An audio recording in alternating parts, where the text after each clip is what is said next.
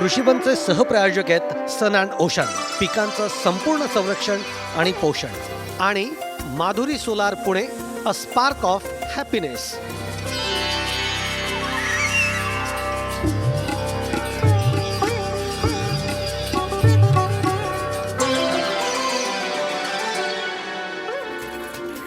राम राम मंडळी, कृषीवानमध्ये आपलं मनपूर्वक स्वागत. कृषीवानमध्ये आपण कृषी क्षेत्रातल्या सगळ्या घडामोडी या जाणून घेत असतो. शेतकरी हा अनेक कारणांनी आर्थिक अडचणीमध्ये सापडलेला आहे. मग तो शेतमालाला मिळणारा भाव असू देत किंवा अवकाळी पाऊस असू देत. एवढंच कशाला, तर नाशिकमध्ये अति थंडीमुळे द्राक्ष बागायतीला जो काही फटका बसला तो फटका असू द्या, पण शेतकरी हा अडचणीत सापडलेला आहे.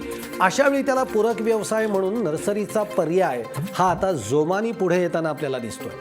नाशिकमधल्या पिंपळगाव येथील भाऊसाहेब जाधव यांची सुद्धा द्राक्ष बाग आहे. परंतु केवळ द्राक्ष बागायतीवर अवलंबून न राहता त्यांनी वालदेवी हायटेक नर्सरीची उभारणी केली. त्यासाठी त्यांनी इटलीमधून नर्सरीचं एक नवतंत्रज्ञान आत्मसात केलं आणि आज ते अत्यंत यशस्वीपणे नर्सरीचा उद्योग वाढवत आहेत. वालदेवी हायटेक नर्सरीचे भाऊसाहेब जाधव यांच्याशी केलेल्या संवादातून आम्ही नर्सरी उद्योगाबद्दल त्याचे बारकावे देखील जाणून घेतलेत. मी आता वालदेवी हायटेक नर्सरीच्या या जागेमध्ये आहे. खरं तर कधीही नर्सरी इतक्या जवळनं मी पाहिली नाही, पण अतिशय सुंदर, म्हणजे आपण जर चारी बाजूला जर का या नर्सरीच्या लक्ष दिलं तर इतकं सुंदर हा सगळा फील आपल्याला येतो आहे. आणि या नर्सरीविषयीच अनेक मनामध्ये प्रश्न आहेत आणि ते प्रश्न जाणून घेण्यासाठी आत्ता माझ्याबरोबर या नर्सरीचे भाऊसाहेब जाधव माझ्याबरोबर आहेत. भाऊसाहेब, तुमचं स्वागत आहे महाराष्ट्र वनमध्ये. इतकी सुंदर नर्सरी आहे, म्हणजे मी कधीही नर्सरी इतक्या जवळनं पाहिली नाही. आज मी या नर्सरीमध्ये उभा आहे.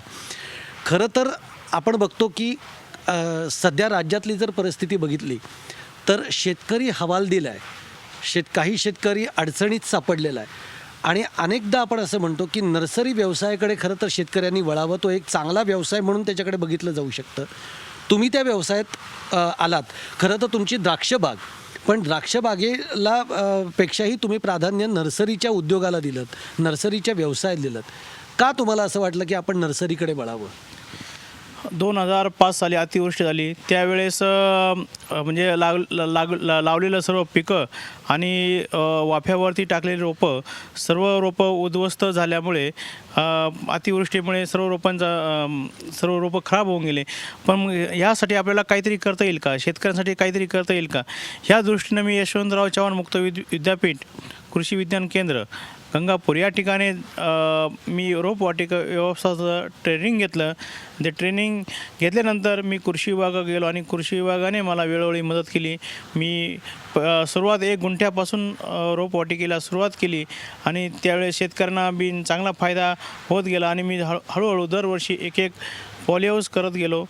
मग मी कृषी विभागाला धन्यवाद देतो की कृषी विभागाने बऱ्याच शेतकऱ्यांना मदत केली आणि अनुदान दिलं. हे सगळं बरोबर आहे.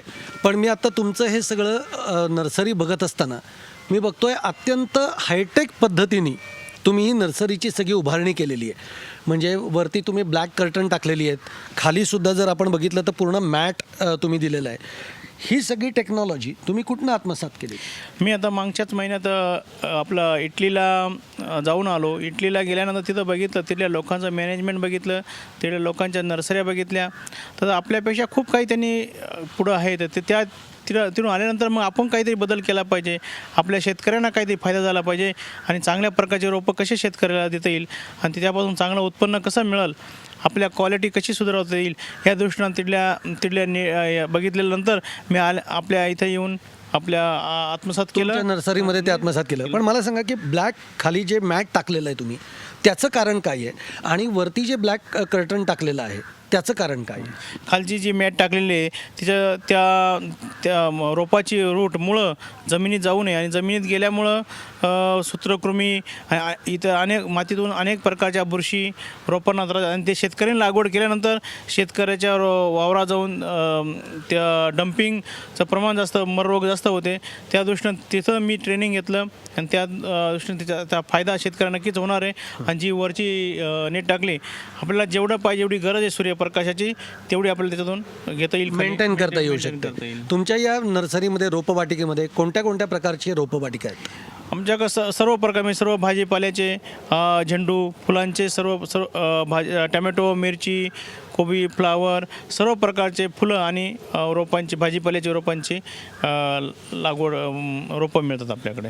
आत्ता आपल्याबरोबर भाऊसाहेबांच्या पत्नीसुद्धा आहेत आणि बचत गटाच्या माध्यमातून त्यांनी या नर्सरीमध्ये खूप मोठं काम केलेलं आहे. तुम्हीसुद्धा आता भाऊसाहेबांच्या बरोबरीनं या नर्सरीचं सगळं बघतात. तुमचं बचत गट आहे आणि कृषी विभागानं सुद्धा तुमच्या बचत गटाला खूप सहकार्य केलेलं आहे. कसं तुम्ही या बचत गटाचा सगळा या नर्सरीसाठी उपयोग केलेला आहे? नमस्कार. या बचत गटामुळे नर्सरीला असा फायदा झाला का रोजचे मजूर बघावं लागत नाही. नर्सरीसाठी रोजचे मजूर लागतात. हे असं श्रम आहे नर्सरीचं काम म्हटल्यावर. त्यासाठी मग बचत गटामुळे आम्हाला रोजचे मजूर बघावं लागत नाही. आणि बचत गट केल्यामुळे काय झालं, कृषी विभागाची आम्हाला भरपूर मदत झाली, आर्थिक मदत भरपूर झाली. त्यामुळे आम्ही इथपर्यंत हायटेक नर्सरी करतो, इथपर्यंत पोहोचलो. आणि खूप फायदा झाला बचत गटामुळे. प्रत्येक कामाची जबाबदारी प्रत्येक व्यक्ती घेते, त्यामुळे फायदाच झाला. भाऊसाहेब, आता आपण तुमच्या या रोपवाटिकेतून फिरताना ही छोटी छोटी सुंदर सगळ्या वेगवेगळ्या प्रकारची रोपं आपण बघतो. पण ही जी रोपं आहेत की जी एकूण सगळ्या रोपांपेक्षा थोडी जास्त वाढलेली आहेत, तर ही रोपं कोणती आहेत? आणि आता ही जास्त जी वाढलेली आहेत याचा उपयोग होऊ शकतो का नाही होऊ शकत? आता ही जास्त रोपं वाढले नाही. आता मार्केट नसल्यामुळे शेतकऱ्यांनी ऑर्डर दिलेल्या होत्या, पण त्या ऑर्डर देऊनही मी शेतकऱ्यांनी लागवड केली नाही, कारण की मार्केटच नाही आहे. टॅमॅटो असो, शिमला मिरची असो, कोबी, फ्लावर याला मार्केट नसल्यामुळे हे सर्व रोपं पडलेले आहेत. आणि जवळजवळ टमॅटोचे 1 लाख रुपये, शिमला मिरचीचे 2 लाख आहे, फ्लावर कोबी असे 3-4, 4-4, 5-5 लाख रोपं पडलेले. पण हे मार्केट नसल्यामुळं जास्त माल तयार झाला. त्याच्यामुळे ही मार्केट पडल्यामुळं हे रोपं शिल्लक राहिले. तर ही रोपं आता सर्व नुकसान झाली, ही सर्व टाकून द्यावं लागतील आपल्याला. पण नर्सरीच्या या सगळ्या व्यवसायामध्ये अशा पद्धतीचा नुकसान फायदा हा होत असतो का प्रत्येक वेळी, आणि तो कशामुळे होत राहतो? प्रत्येक वेळेस म्हणजे जास्त होत नाही, पण ह्या वर्षी जास्त माल तयार झाला, जास्त पाणी व्यवस्थित लोकांना असल्यामुळे जास्त लागवड झाल्यामुळं शेतकऱ्यांनी प्रत्येक सीझनला काय ज्या वेळेस एकाने टॅमॅटो लावलं का सर्व लोक टॅमॅटो लावतात, तर प्रत्येक शेतकऱ्याने वेगवेगळे पिकं घेतले पाहिजे. प्रत्येक वेगवेगळे पिकं घेतल्यामुळं मार्केट हे टिकून असतं. पण जेव्हा माल जास्त झाला तर मार्केट कमीच पडतं. आता सगळ्यात महत्त्वाचं म्हणजे की यंदा नोटबंदीचा सगळाच फटका राज्यभर जाणवतोय. तुम्हाला कुठे नोटबंदीचा फटका जाणवला का? नाही, नोटबंदीचा फटका शेतकऱ्यांना सुद्धा जास्त माल जास्त झाल्यामुळं मार्केट कमी पडलंय. बरं, म्हणजे पुरवठा जास्त झाला तर मागणी हे होती, वाढते, कमी पडते म्हणजे त्यामुळं जास्त माल तयार झाला म्हणून मार्केट कमी. आता सगळ्यात महत्त्वाचं म्हणजे की मोगल ॲग्रो टेक्नॉलॉजीजचं आपण मशीन बघितलं की ज्याचा तुमच्या या नर्सरीमध्ये तुम्ही प्रामुख्याने खूप उपयोग करून घेतलेला आहे.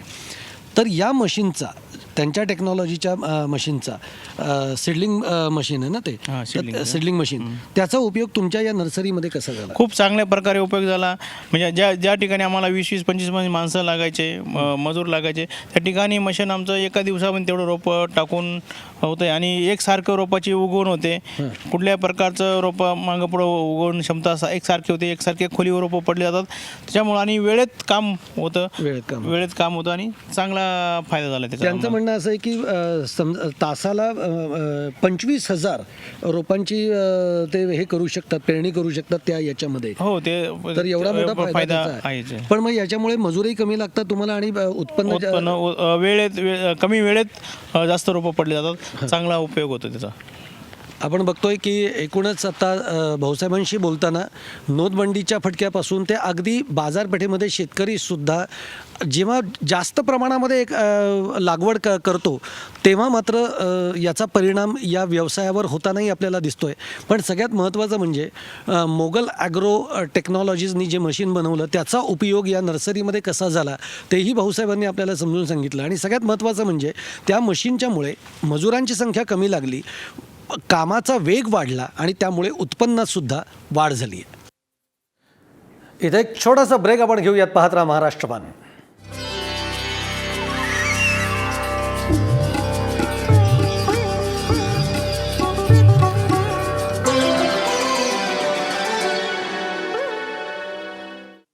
ब्रेकनंतर आपलं पुन्हा एकदा स्वागत आहे. नर्सरीच्या या व्यवसायामध्ये असणाऱ्या शेतकऱ्यांसाठी मोगल ॲग्रो टेक्नॉलॉजी या कंपनीनं अत्यंत उपयुक्त अशा सीडलिंग मशीनची निर्मिती केलेली आहे, ज्यायोगे नर्सरीच्या व्यवसायामध्ये असणाऱ्या शेतकऱ्यांसाठी कमी कालावधीत त्याप्रमाणे मजुरांचा खर्च कमी करत चांगला नफा कमवता येऊ शकतो.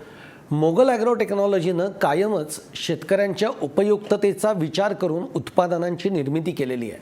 आज मोगल ॲग्रोची अनेक उपयुक्त उत्पादनं ही बाजारात आहेत. मोगल ॲग्रोची स्थापना ही अंकुश मोगल यांनी केली आणि त्यांचा विचार पुढे नेत आदित्य मोगल यांनी या व्यवसायामध्ये अंकुश यांना एक खूप चांगली साथ दिली. या प्रोडक्टच्या उपयुक्ततेबद्दल आम्ही आदित्य मोगल यांच्याकडून माहिती जाणून घेतली आहे.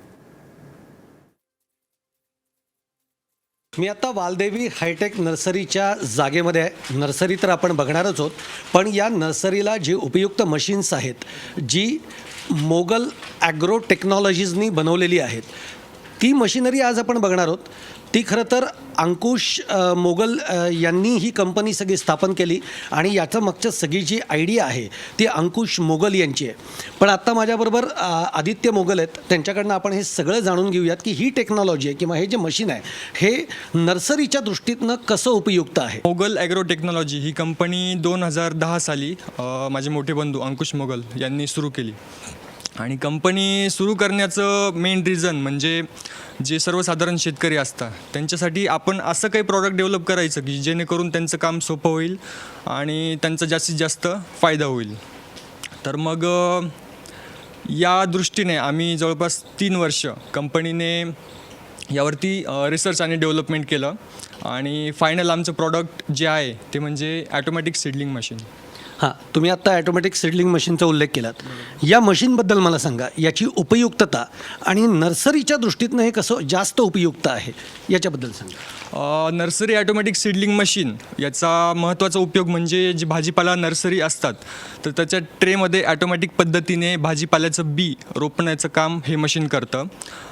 या मशीनचा स्पीड हा ताशी 250 ट्रे म्हणजे तब्बल 1 तासामध्ये 25,000 बियांची लागवड हे मशीन करतं.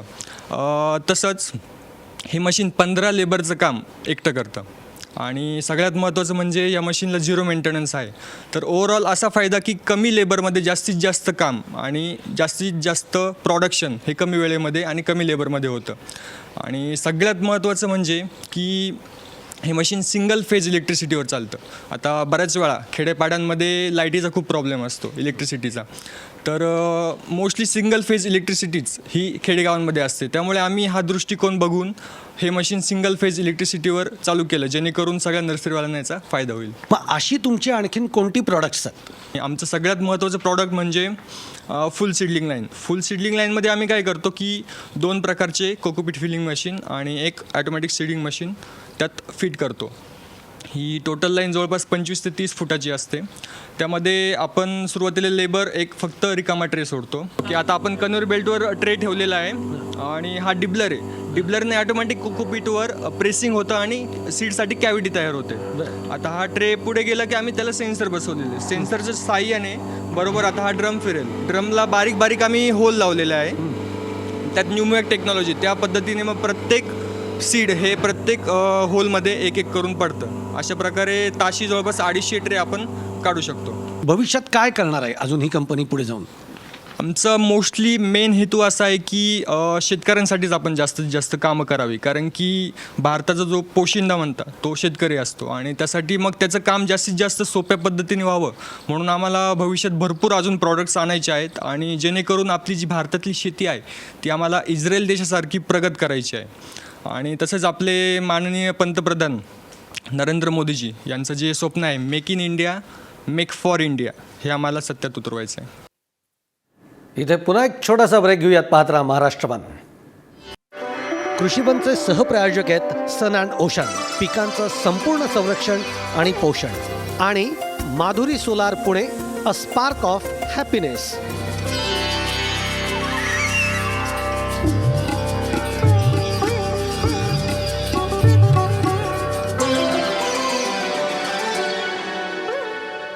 ब्रेकनंतर पुन्हा एकदा आपलं स्वागत आहे. राज्यामध्ये यंदा पावसानं जोरदार हजेरी लावली आणि शेतामध्ये हिरवीगार पिकं ही डोलू लागली. पण शेतकऱ्यांसमोरची समस्या इथे संपत नाही. चांगलं पीक होऊन सुद्धा बाजारामध्ये अनेक वेळा पिकांना कमी भाव मिळतो आणि यावर तोडगा म्हणून महाराष्ट्र स्पर्धाक्षम कृषी विकास प्रकल्पांतर्गत शेतकऱ्यांना काढणी पश्चात तंत्रज्ञान मार्गदर्शन केंद्र सुरू करण्यात आलेलं आहे.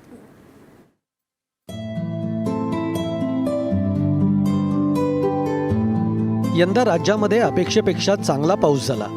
परतीच्या पावसानं सुद्धा चांगली साथ दिली. त्यामुळे रब्बीची पेरणी चांगली झाली. साधारणतः शेतकऱ्यांच्या दृष्टीनं चिंतेचा विषय असतो तो म्हणजे शेतमालाच्या भावाचा. ज्या वेळेस बाजारात धान्याचे भाव पडलेले असतात तेव्हा शेतकऱ्यांना त्यांचा माल कवडीमोल भावानं विकावा लागतो.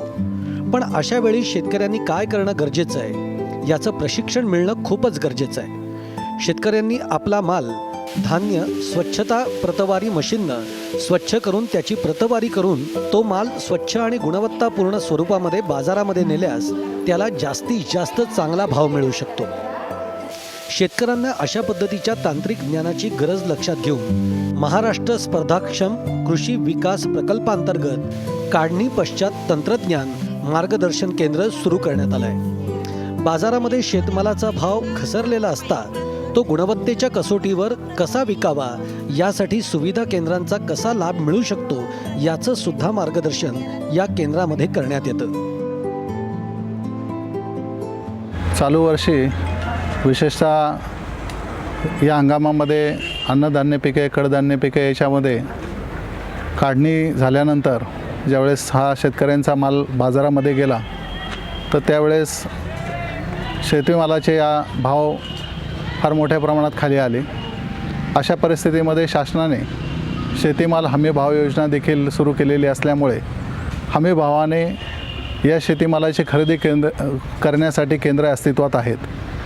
परंतु प्रामुख्याने याच्यामध्ये अशी बाब निदर्शनास आली की शेतकरी त्यांचा माल अशा हमी भाव केंद्रावर घेऊन गेल्यानंतर देखील तेथे माल त्यांचा रिजेक्ट केला गेला आणि परिणामी हमी भावापेक्षासुद्धा कमी दरानं शेतकऱ्यांना तो माल विकावा लागला. त्या अनुषंगाने आम्ही पुणे जिल्ह्यामध्ये प्रामुख्याने शेतकऱ्यांना त्यांचा शेतीमाल म्हणजे प्रामुख्याने सोयाबीन, ज्वारी अशी जी पिकं आहेत ही पिके काढल्यानंतर आपण कोणती काळजी घेतली पाहिजे की जेणेकरून जर आपल्याला बाजारामध्ये योग्य दर मिळत नसेल तर तो माल घेऊन ते शासनाच्या हमीभाव केंद्रावर जाऊ शकतात व त्या ठिकाणी त्यांना तो हमीभावाने दर मिळू शकतो.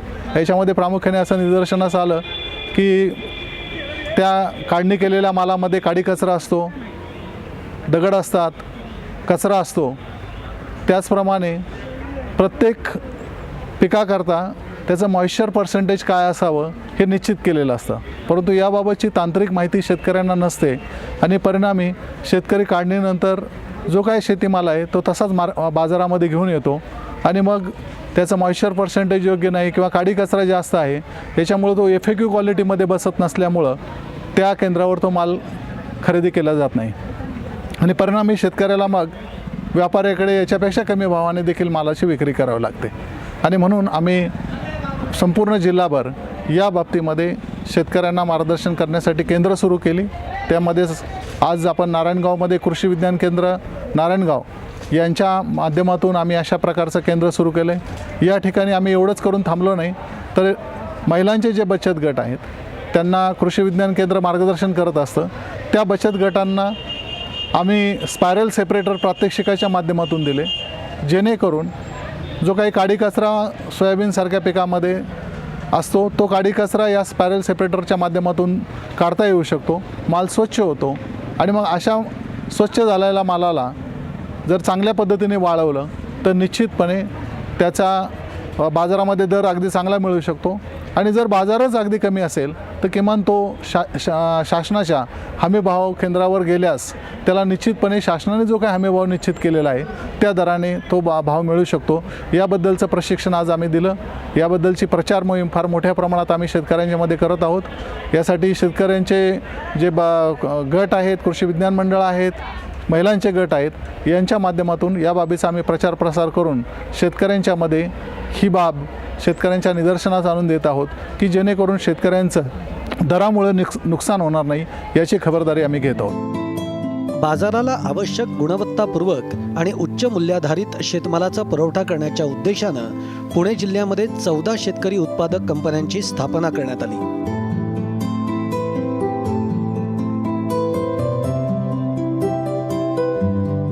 यावर्षी मोरगाव ॲग्रो प्रोड्युसर कंपनी आणि करामाई ॲग्रो प्रोड्युसर कंपनी या कंपन्यांची स्थापना करण्यात आली.